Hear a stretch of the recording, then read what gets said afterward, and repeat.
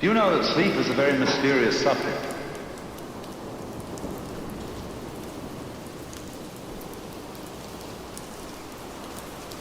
The scientific students of sleep are not yet at all sure what sleep is.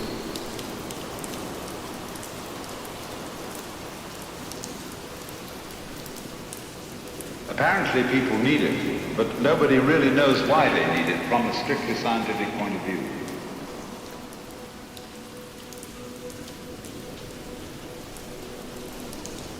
And we apparently need to dream in sleep also.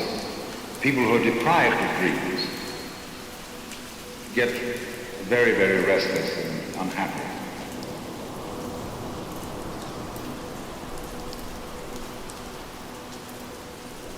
But we're not quite sure why we need dreaming. I mean, we've got all sorts of theories, the Freudians and the Jungians and so on. They think they know why we need to dream. But it hasn't been really rigorously established scientifically why we do, or why we need to sleep.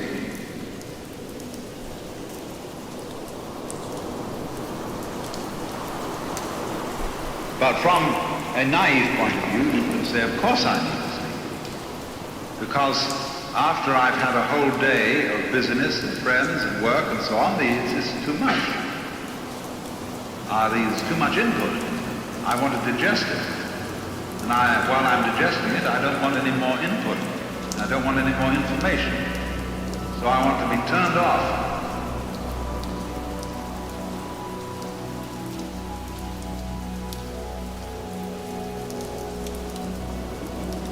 That's, one of those simple common sense things that everybody knows, but has not yet been fully explained.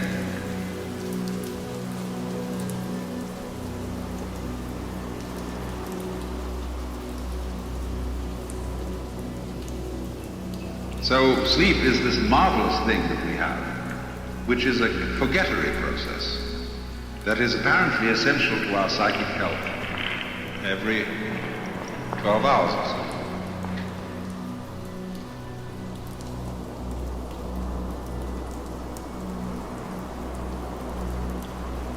If you don't get it, you start getting worried. As a matter of fact, insomnia is a thing that is rather curious.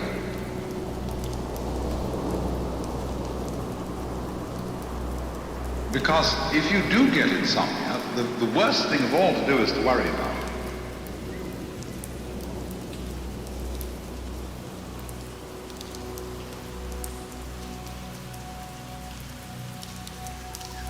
Invariably, if I can't sleep, I don't try to go to sleep, I get up and work. Or do something. Or I read a very difficult book, especially one that is big, weighs a lot.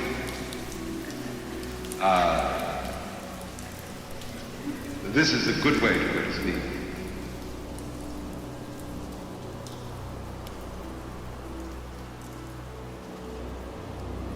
But if you have insomnia, don't ever try to go to sleep.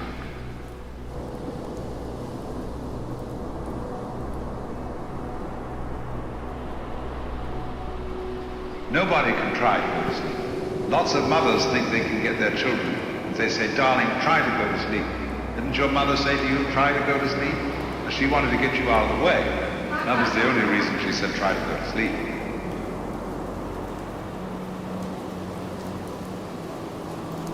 Or she thought perhaps it was good for you. That you ought really to get your sleep. Like telling some child that it's got to eat its spinach. The child can start chewing on meat or spinach, which tastes of nothing, and it chews it into an absolute hard, stiff pulp, and there's just nothing to be done with it except spit it out. And they've already extracted by their teeth instead of their stomach all the vital juices from the thing, and all that remains is roughage. And you say to children, you must go to the bathroom after breakfast. Every day, regularly. It must be regular. Otherwise you're constipated, and that's bad. This is a form of the double bind. You know, you are required to do that which will be good only if it's done voluntarily. So try to go to sleep. It is impossible.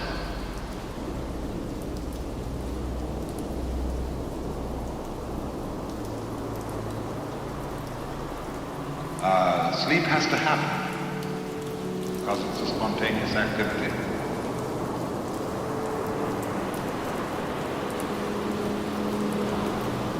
And it can be helped, as we shall see when we come to consider torpor. But by and large, sleep is a spontaneous activity and is a way of turning yourself off to get away from the bombardment of awareness. And forget, because forgetting renews.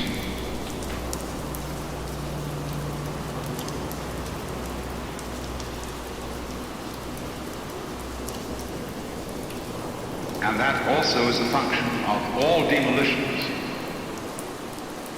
of deaths, of destruction of patterns, of knocking down buildings, of the whole change process in the universe. Because we want to do what we've done before over again, only if you remember it too often, it'll become boring.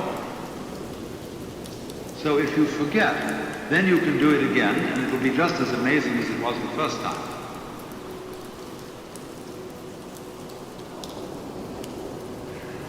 And so there absolutely has to be a forgetter built into this universe in just the same way and for just the same reasons that there must be an eliminative process in the body as well as an eating process.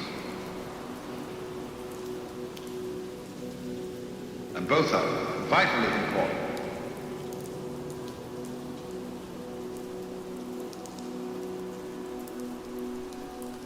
And you see, we have very different attitudes to the two. Eating is something we do socially, eliminating is something we do privately. Eating we consider, we want the all good smells and all that kind of thing. Eliminating is all bad smells and that kind of thing. Although this is largely social conditioning that tells us this. But nevertheless, these are the two sides of the game we play, and there's a spectrum between the two. So in the same way here, you have to forget, just as you have to eliminate, so that everything is renewed because it can happen again without being boring. Things that happen all the time, in any way, begin to pass out of consciousness. For example, if there is a constant noise going on while we're talking, it will annoy us at first, but after a while we shall cease to notice it, if it's constant.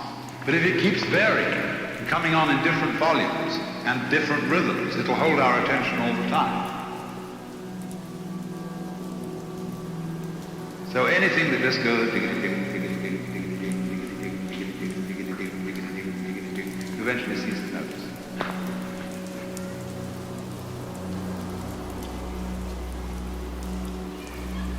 So then, sleep is the renewer, because it's a state of forgetfulness.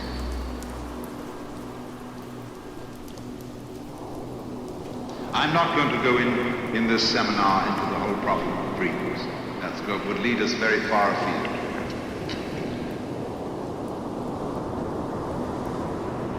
Now, torpor describes something approaching sleep. But this also is a valuable state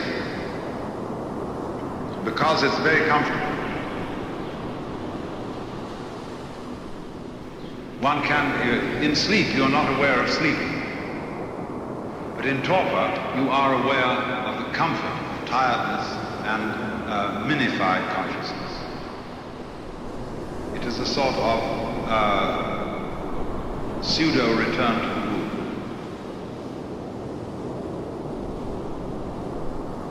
And so when after a hard day's work, people have been irritating and combative, you go home or you go to the local bar and you down a number of martinis.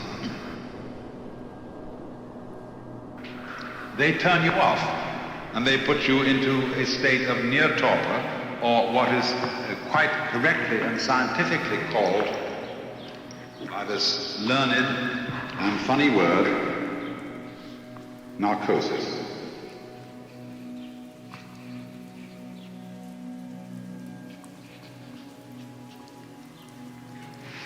Narcosis, Narcissus, is connected with narcosis.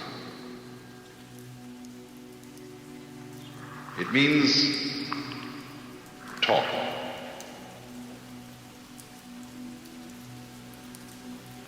Reduced consciousness. Reduced sensory input. And the reason why Narcissus is associated with narcosis is that Narcissus, when he saw his reflection in the water, didn't know it was himself. And he became so fascinated by this image in the water that he became unaware of everything else. He got hung up, or shall we say, to use current slang, hooked on his own image. And he didn't know it was his own image. That was the only reason he could get hooked on it.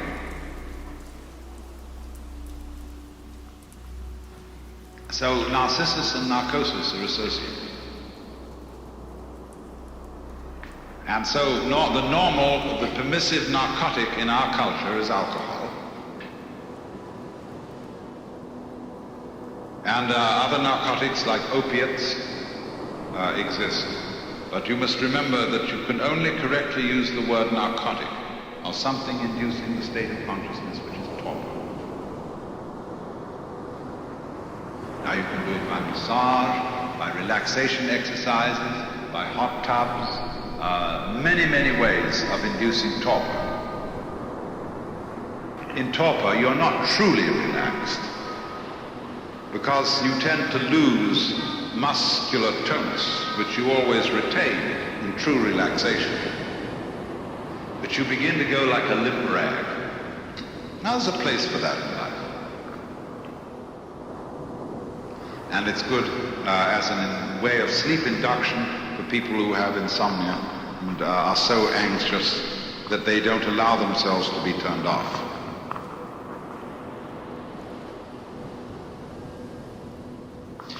I would want to say in general a good word for sleep and torpor, because a lot of people are against it.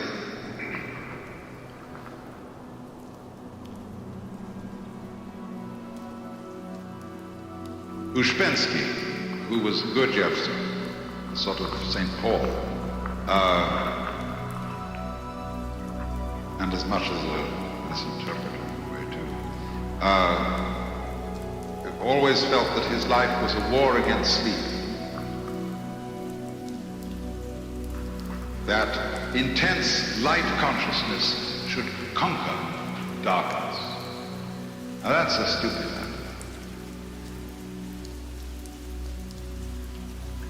idea. To be a human being, you have to love the light, but you also must trust yourself to the darkness. Be able to let yourself go in the faith that you'll arrive back all in one piece.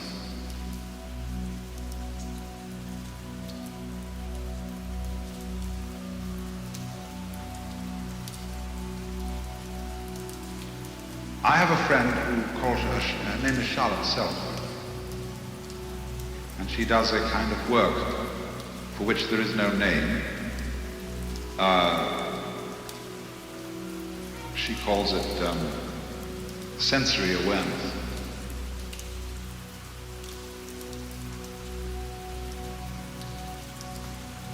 And one of her experiments is to get a person to lie on the ground And simply she says to them, now, it's all right, the ground is going to hold you up. So just lie down, and there's nothing else you need to do, because the ground is firm and it will hold you.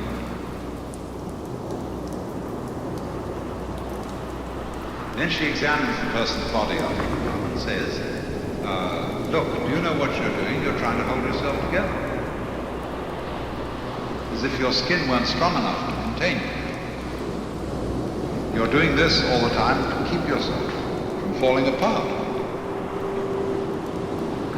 Why?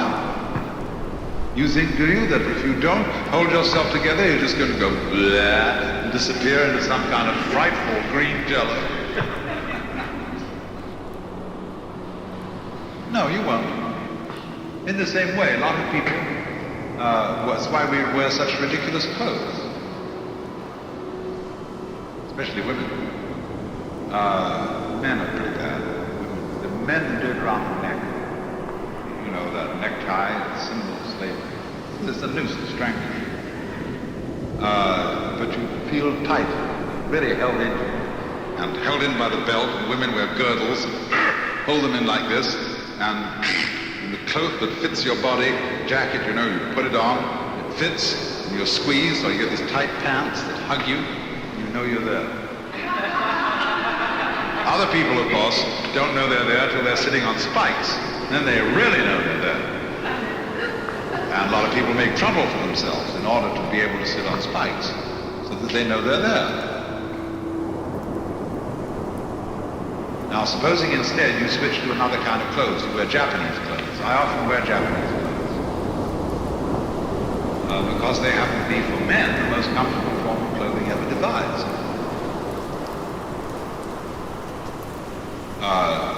There's only one place where it holds you, and that's at the belt. But you wear the belt not round your waist, but below your belly. And you wear it rather loose.